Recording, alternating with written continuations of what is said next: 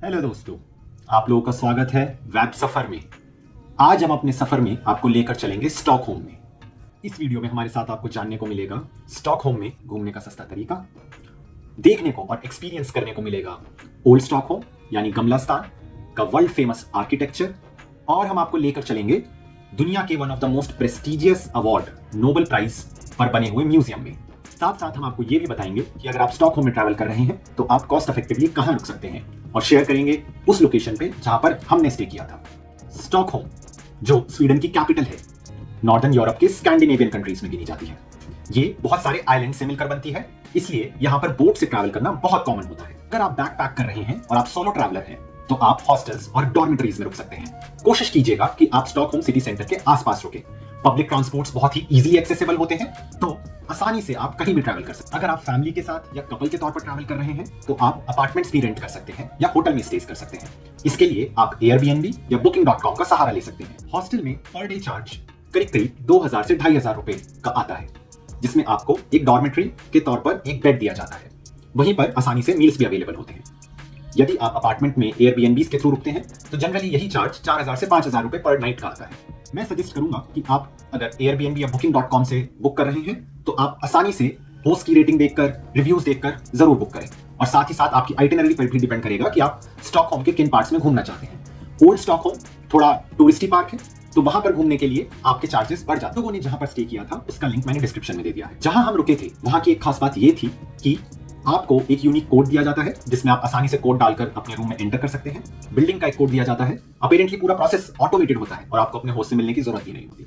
साथ ही साथ बैकपैकिंग के टाइम पे जो एक बहुत ही इंपॉर्टेंट पार्ट होता है, जो आप अक्सर मिस कर देते हैं, वो ये है कि मान लीजिए जिस दिन आप चेकआउट कर रहे हैं और उस दिन आपकी जो शाम का व्हीकल है या जहां भी आपको जाना है वो डिलेड है, चेकआउट का टाइम आपका सुबह है, तो आप अपना सामान कहां रखेंगे। जनरली यहां पर हमने ये देखा कि यूरोप में, स्पेसिफिकली फिनलैंड, स्वीडन, नॉर्वे, यहां पर जो अपार्टमेंट्स हैं ये बहुत चिल होते हैं इसको लेकर। तो अगर आप चाहें तो आप पहले ही फोन करके इनसे पूछ लें कि क्या आप अपना लगेज कहीं रख सकते हैं। जिस अपार्टमेंट में हम रुके थे उसी की बिल्डिंग में एक कॉमन शेयरिंग लगेज रूम था, जहां पर हमने विदाउट एनी कॉस्ट अपना लगेज रख लिया। अगर आपको ये नहीं मिल पाता है तो आप रेलवे स्टेशन के लगेजेस रूम जो होते हैं उन्हें भी एक्सप्लोर कर सकते हैं। Generally in shared luggage rooms पर ओनर कोई रिस्पॉन्सिबिलिटी नहीं लेते, लेकिन स्कैंडिनेवियन कंट्रीज को one of the most safe and happy countries माना जाता है, तो इसलिए हमने ट्रस्ट बेसिस पर अपना लगेज वहां रखा और हमें कोई इशू नहीं हुआ। स्टॉकहोम के अपार्टमेंट से ट्रैवल करने के लिए हमने बोट, ट्रैम्स और ट्रेन का सहारा लिया। इसके लिए हमने SL journey and planner app से अपना होल डे पास लिया। आप सिंगल पास से most of the public transport use कर सकते हैं। ये कॉस्ट इफेक्टिव और इजीली एक्सेसिबल रहता है।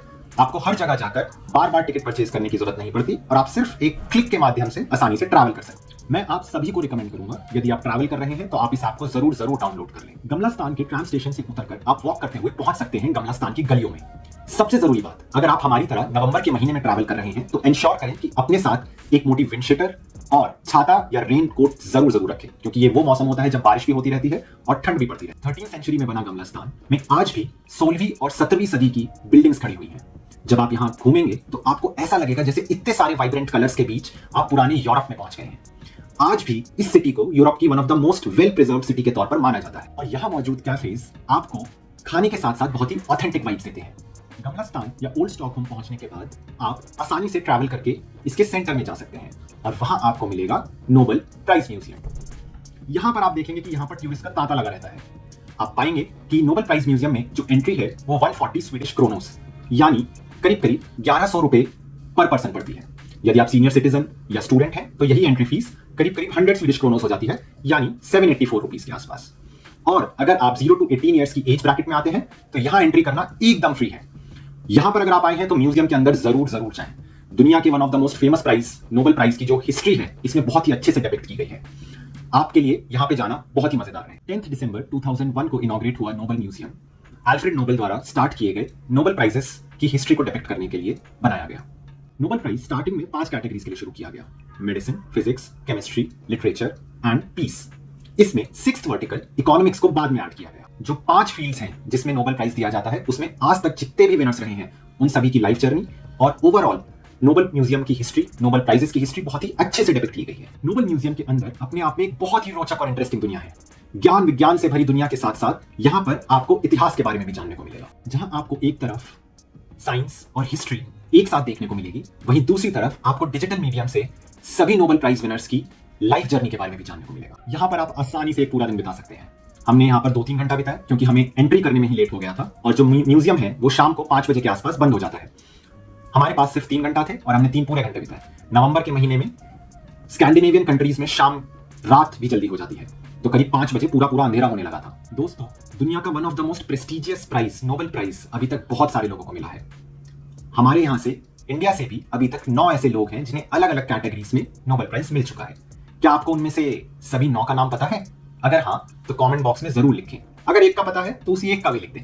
लास्ट तक आते आते हम सभी 9 विनर्स का नाम बताएंगे। एक और बहुत ही इंटरेस्टिंग चीज, यहाँ पर हर नोबेल प्राइज विनर के द्वारा कुछ ना कुछ एक सोवेनियर जो उन्हें नोबेल कमेटी को डोनेट करना होता है जब वो प्राइज जीतते हैं, आज भी म्यूजियम में रखा हुआ है। यानी आज तक के जितने भी रेसिपिएंट्स रहे हैं, अधिकतर उन सभी की जिंदगी से जुड़ा हुआ कोई ना कोई एक इंटरेस्टिंग पीस आपको नोबेल म्यूजियम में देखने को मिलेगा। बहुत मजेदार। इंडिया से नोबेल प्राइज जीते अमर्त्य सेन की वो साइकिल यहां रखी हुई है, जिस साइकिल पर बैठकर वो अपना डेटा कलेक्ट किया करते थे। उन्हें इकोनॉमिक्स के फील्ड में नोबेल प्राइज मिला। भारत के कैलाश सत्यार्थी, जिन्हें 2014 में नोबेल पीस प्राइज दिया गया था, उनके द्वारा पहना गया खादी का कुर्ता, जिसे पहनकर उन्होंने नोबेल प्राइज एक्सेप्ट किया था, वो म्यूजियम को डोनेट किया गया। वहीं साथ ही साथ पाकिस्तान की मलाला यूसुफजई, जिन्होंने महिलाओं की शिक्षा के लिए आवाज उठाई, उन्होंने अपना शॉल यहां पर डोनेट किया है। नोबेल प्राइज हर साल 10 दिसंबर को अल्फ्रेड नोबेल की डेथ एनिवर्सरी के दिन दिया जाता है, जहां पीस प्राइज नॉर्वे की कैपिटल ऑस्लो में डिक्लेयर किया जाता है। बाकी सारे 5 कैटेगरीज के प्राइज स्वीडन से डिक्लेयर किए जाते हैं, यानी स्टॉकहोम में। क्या आप गेस कर सकते हैं कि 2023 में हर कैटेगरी में नोबेल प्राइज की प्राइज मनी क्या दी गई थी?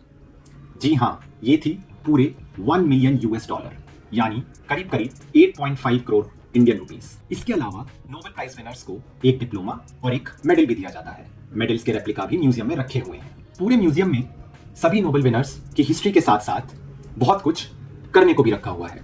फॉर एग्जाम्पल, आप साइंस सेक्शन में जाकर अलग अलग बॉडी पार्ट्स को असेंबल करके देख सकते हैं। साथ ही साथ आप गियर सिस्टम भी समझ सकते हैं। और एक मजेदार चीज, यदि आपको एक्सपीरियंस करना है कि traditional Nobel peace prize ceremony में किस तरीके की ड्रेस पहन के पार्टी होती है, तो आप उन क्लोथ्स को भी ट्राई करके उस पार्टी का मजा ले सकते हैं। एक चीज जो आपको बिल्कुल मिस नहीं करनी है, वो है नोबेल म्यूजियम के कैफे में रखी चेयर्स। इंटरेस्टिंग फैक्ट, आपको पता है कि यहां पर हर चेयर की सीट में नोबेल प्राइज विनर्स के सिग्नेचर हुए हैं।